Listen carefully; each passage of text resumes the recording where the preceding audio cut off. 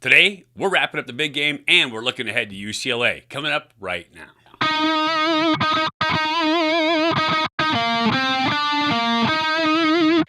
Hey everybody, welcome to Bear Insider Ultimate Insider Podcast. I'm Mike Pawlawski, Cal Hall of Fame quarterback. Today, we are talking about the wrap on the big game from last week. Bears got a huge win, 27-20, much needed at this point of the season, and we'll talk about that in a little bit. We'll also take a look ahead at UCLA. I'll talk to head coach Justin Wilcox, and we'll discuss both the big game and the UCLA game coming up. First, my thoughts on the big game. 27-20, getting the Axe back, always huge. Never look down your nose at a win. And so I thought a fantastic effort by the Bears to get that done. That said, a few spots that need addressing, and we know this. Had some big staff changes going into the game this year, in that Bill Musgrave, Angus McClure both let go, and the offense was not clicking, still didn't really click in this game. Scored 6 points in the first quarter on 2 drives, 2 different field goals, and then went scoreless until the fourth quarter, where Bears scored 21 points, sparked mainly by a couple of turnovers, big turnover or takeaways by the defense. So huge piece there. Other than that, inconsistent on offense. Weren't able to get anything going really. Never really established the run game at all. 113 yards rushing on the day. And passing game was streaky. 23 for 43. Now, the Bears were down a couple times in the red zone, close again. Jack Plummer threw 2 uncharacteristic picks. I think he really forced both of them. One of them really forced it. Didn't come off, was trying to throw the touch ball, and yes, there was a little bit of holding, but still as a quarterback, you've got to know I got to throw it where my guy can get to it and nobody else can get to it, or don't force it. It was first down, come back and get it again in the southeast end zone on the first one, and then out to the southeast end zone again for the second one. Second one was a slot fade, threw that ball up over the top, but just kind of hung it out there for his receiver. Didn't have a lot of purpose, or a lot of intention on that pass. And so it was just kind of a lollipop out there for the DB to catch, made it super easy for him. And so both really ill-advised throws by Jack Plummer and things that he doesn't do characteristically. And so I was a little bit disappointed in that with those throws. Like I said, he did throw for 280 yards on the day. 2 big picks, change it big. He did get the touchdown pass when it was needed at the end of the game. And so huge there. Somebody I want to talk about that we don't normally talk about on the podcast because I don't mention special teams very often. But Jamison Sheehan has been really good all year long for the Bears. His directional kicks, like the fact that he can kick the ball at almost any level, that he can drive the end-over-end ball, that Australian rules rugby or Australian rules football really comes in with what he does. And so Jamison Sheehan was great in this game in terms of changing the field. The Bears defense played, I thought, pretty well in this game in terms of how much they had to take on that Stanford offense. Not that, Tanner McKee and the Stanford offense was a juggernaut by any means, but there was a lot of reps. The time of possession was a big difference. Total plays was a big difference. I think they had 20% more plays in this game.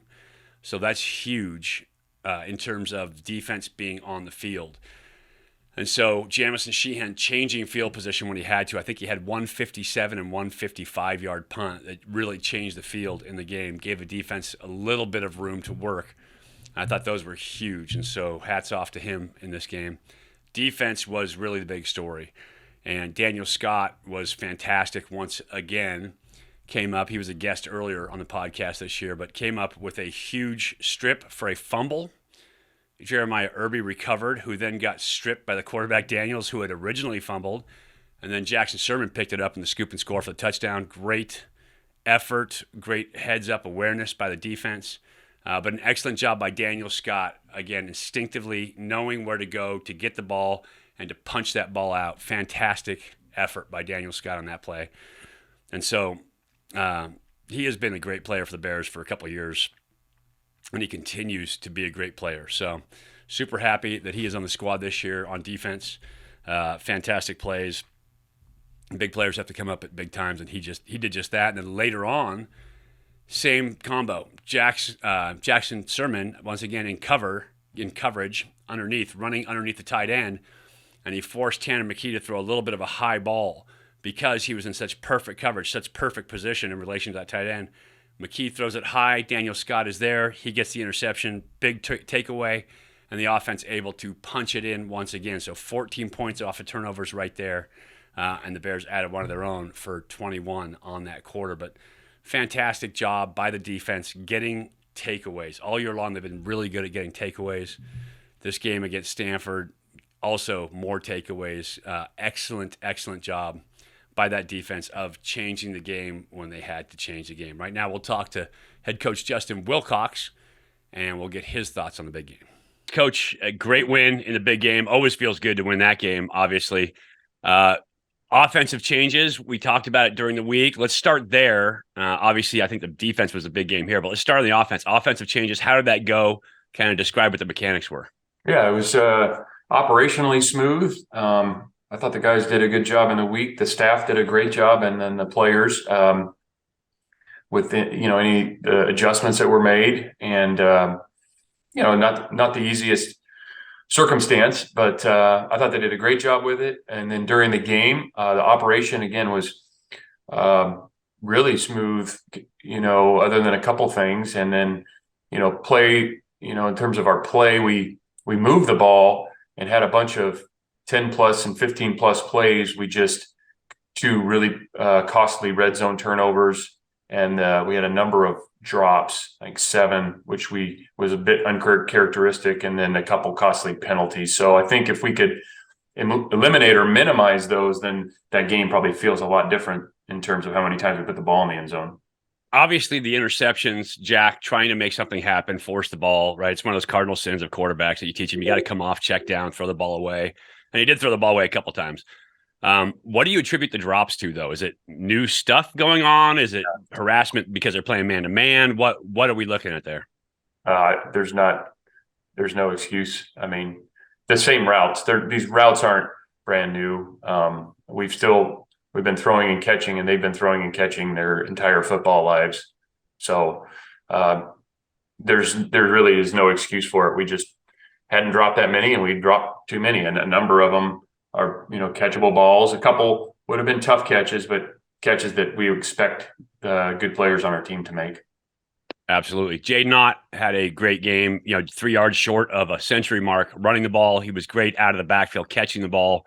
Wheel route in particular was very good for him. Talk about what you saw in film that opened up for Jaden like that. Yeah.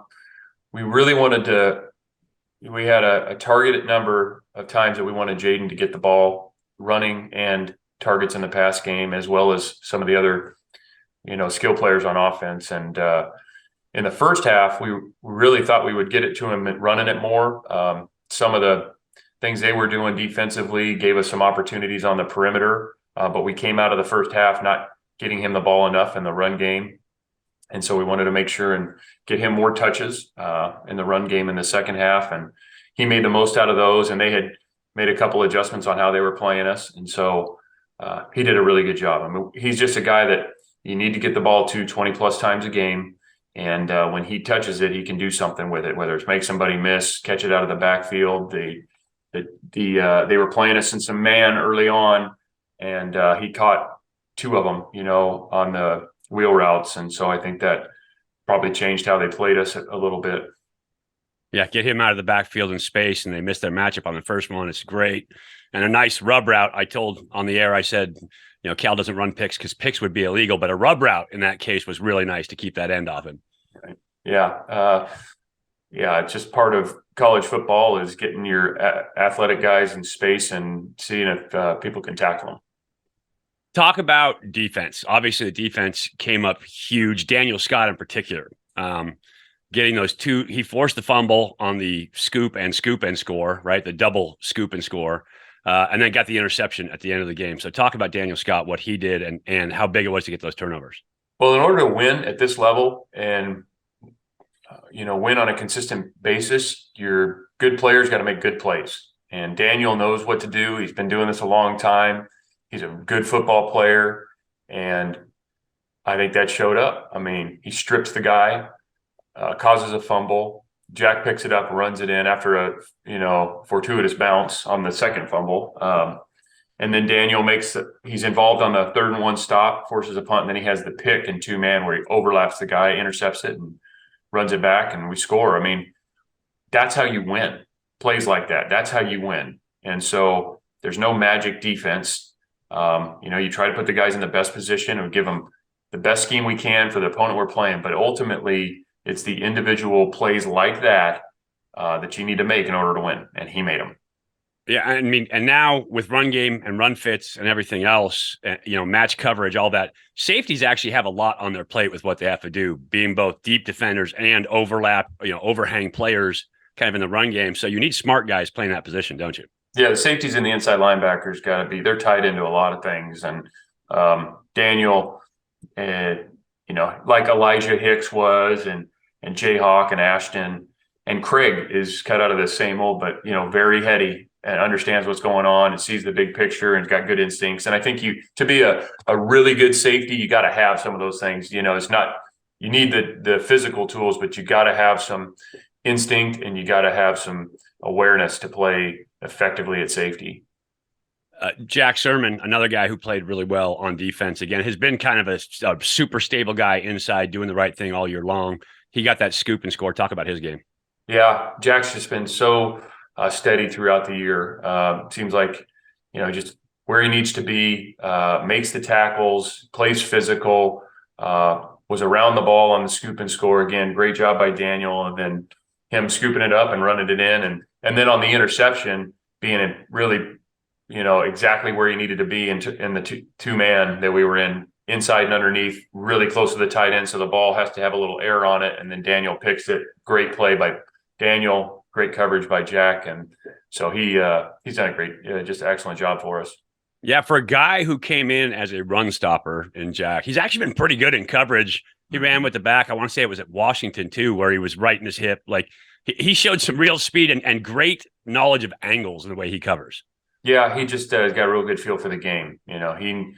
He understands that when the back's chowed in his alignment, and cheated out wide, like what his issues are. He's going to get wheel or angle route. And most good players cheat a little bit, not cheat by, committing penalties, but cheat the drill. Like you're eliminating plays before the ball is snapped. All right. If you see the picture, you can eliminate some things based on what the offense looks like. So you don't have to defend the entire playbook. You're defending, a couple things that you got a head start on. And that's just being a veteran and being a smart player.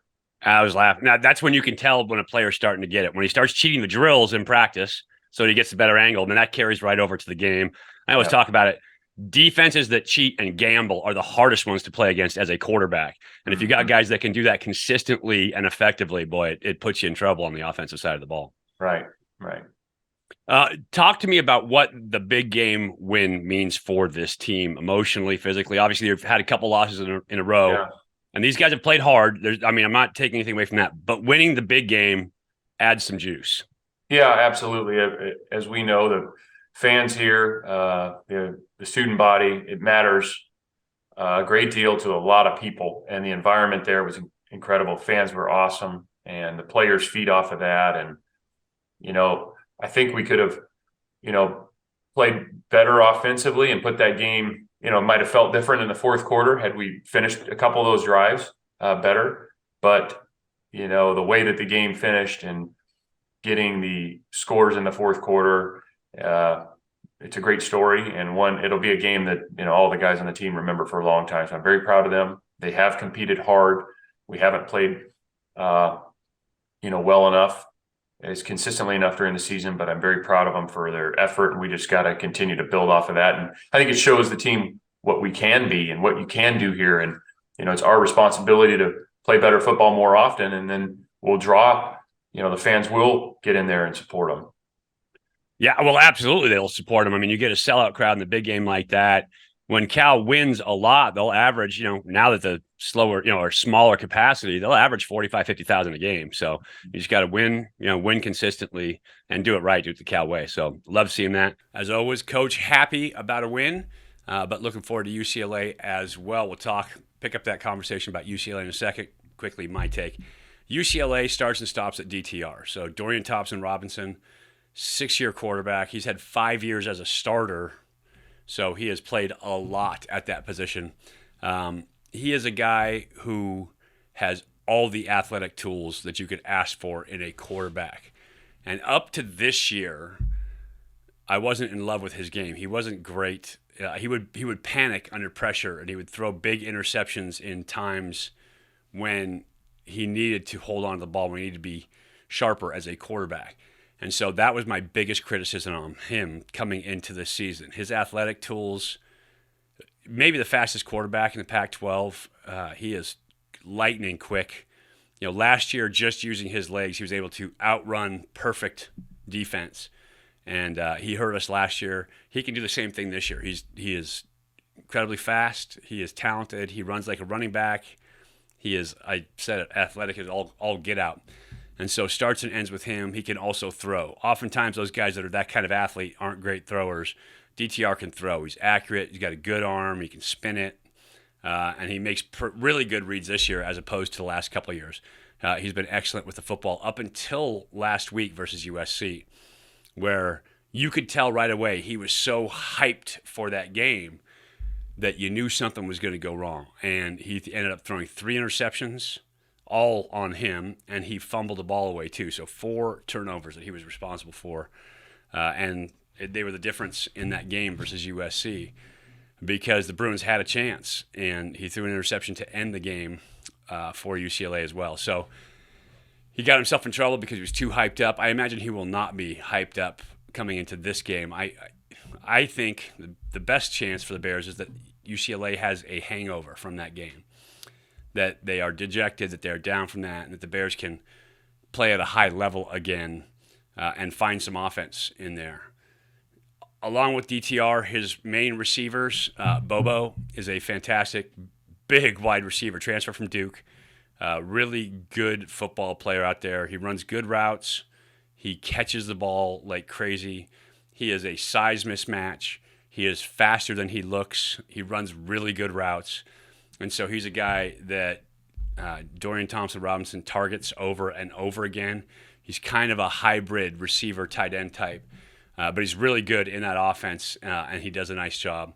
The other receiver, Casimir Allen, very good out there. We know about him. He scored a couple touchdowns last year against us, had an opportunity for another one, but he dropped the pass.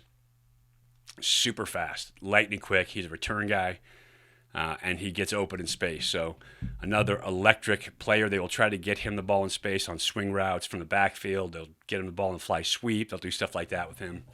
And so he's a very good football player as well. And then the dude who I think is probably the best back in the Pac-12, Charbonnet. He is an exceptional football player. He is tough. He is smart. He does an excellent job running the ball. He is really hard to bring down on the first tackle.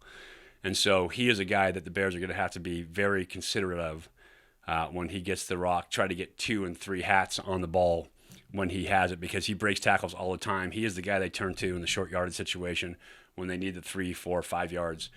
Charbonnet is there to get it. So he's a pretty special player. He will be playing on Sundays. And I really like his game as a running back. And so they've got 4 dudes, and that is tough. When you have 4 dudes on offense, it is tough to kind of pin them down, to force them to play one way. I talked to Coach about that, about what you do against a team that has so many tools and so many assets. How do you play them? This week, let's turn the page. You've got UCLA, really good football team coming in, really good offensive football team coming in, a quarterback who is dynamic, but who in the big game versus USC had 4 turnovers, 3 interceptions, and a fumble. Talk about what the game plan is going in against UCLA.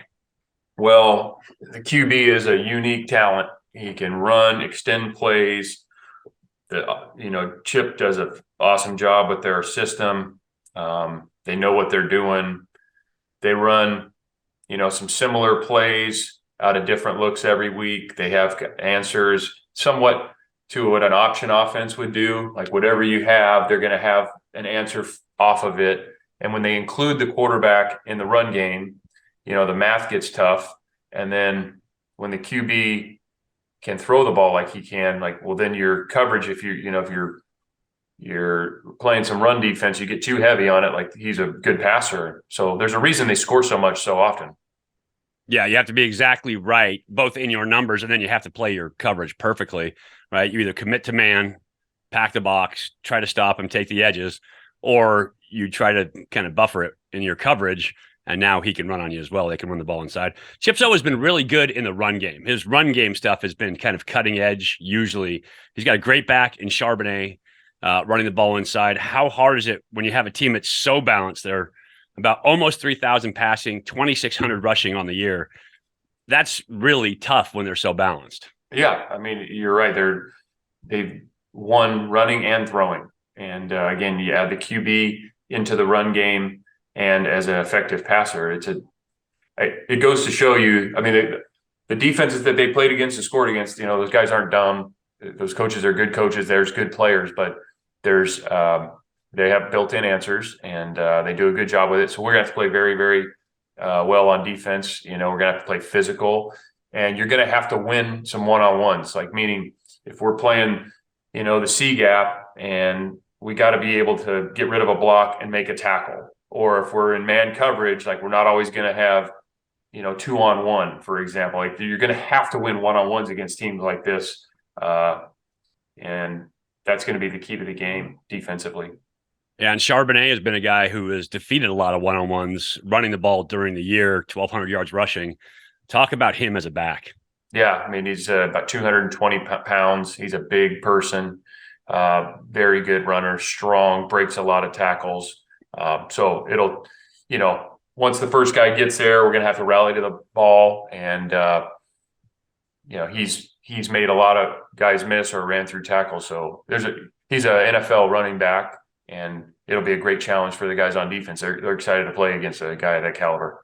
Yeah, and usually if you can have three guys that are dynamic, that do something, quarterback, running back, receiver, right, then it stretches defense. They have four, really, Jake Bobo and Kazmir Allen out there as well. Talk about those two receivers, what they present as an obstacle. Yeah, Bobo is a good player. He's big, catches the ball well. Kazmir is really quick and fast. We know that. We've seen him before. And, they got the running backs. So when you take those guys and the QB, I kind of go back to that's why they've been so successful. They got a good system, and there's really good players in it. Yeah, you talked about numbers for the math, right? And just for people at home, the math is when a quarterback's a quarterback, you can play 11 versus 10 on defense. So you got one extra guy. When a quarterback's also a running back, now you got 11 versus 11. It stretches the defense thin, so it makes it tough. Offensively, they have Liatu Latu, right? Transfer from Washington, really good football player, 9.5 sacks on the year. He's the edge guy. Edge guys have given the offensive line problems this year. Talk about what your answer is there. Well, it's not one answer. It's going to be different things, whether we're running the ball, throwing the ball, reading them. Like, there's just different ways to try to support the offensive line and the guys blocking against him and his teammates. I mean, they're really good up front. They rush the quarterback well. They've sacked the QB a lot. So obviously we have to be prepared to handle that, and we're going to need to do a good job of putting drives together and converting on third downs. Like, that's going to be a key to the game, is our offensive third down conversions. And then when we have chances to hit a play on them, that we take advantage of it and move it in chunks. So they're a good defense. Again, we got good players, and Leatu's a really talented player. Yeah, and last week, third down conversions was an issue. Got the win anyway, but third down conversions have to be better, right? The championship level is about 45%. And so you talk about third down conversions. These guys score 40 points a game, but they give up 400 yards a game in offense too. So there's opportunity there, isn't there? Yeah, I mean, there's always opportunity when you go out and play, but we need to do a better job staying on the field. And then when we get in the red zone, scoring touchdowns. So that is a function of the third downs that we're calling, and the third downs execution, the blocking, the catching, the throwing, the catching. Like, we can do a better job there of just the simple things. And, the numbers last week increase pretty significantly. And then you have a chance to run more plays. Last week, one of the things is we talked about the reason we needed to be about 75 plays. And the reason we weren't is because we didn't convert some of those third downs. And so you have a chance to stay on the field, run more plays, score more points. And we'll need to do a better job of that this week. Yeah, and keeping the ball away from their offense, absolutely essential this week for UCLA, Coach. Appreciate you coming on. Congratulations on the big game win again. Looking forward to seeing this final game of the season. All right. Thanks, Mike.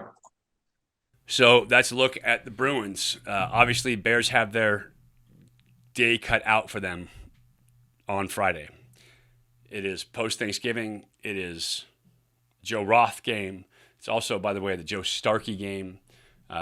Joe's last game, my partner. So looking forward to honoring him. And it's bittersweet. Obviously, he has been great, helped me start my career. And so I'm a huge Joe Starkey fan. On top of that, my partner and my friend. So big day for Joe Starkey, big day for Joe Roth tomorrow, obviously, in the Joe Roth game to commemorate the fantastic Cal quarterback, Joe Roth, died of cancer in 1976. So fantastic player as well. If you don't know about Joe Roth, you should definitely look him up, find the book written by his mother, Lena. It's a good book, quick read, and it tells you a lot about him as well, but a great part of Cal history. I hope everybody had a happy Thanksgiving. I am looking forward to seeing people at Memorial Stadium tomorrow. I appreciate you guys watching. I personally am thankful for my Cal family. You have all been fantastic to me over the years since I arrived as a freshman, and you continue to be fantastic today. So I am thankful for you and everything that you bring to the university and that you give to the football team. So thank you very much. I appreciate you. For Bear Insider and the Ultimate Insider Podcast, I am Mike Pawlawski. Go Bears.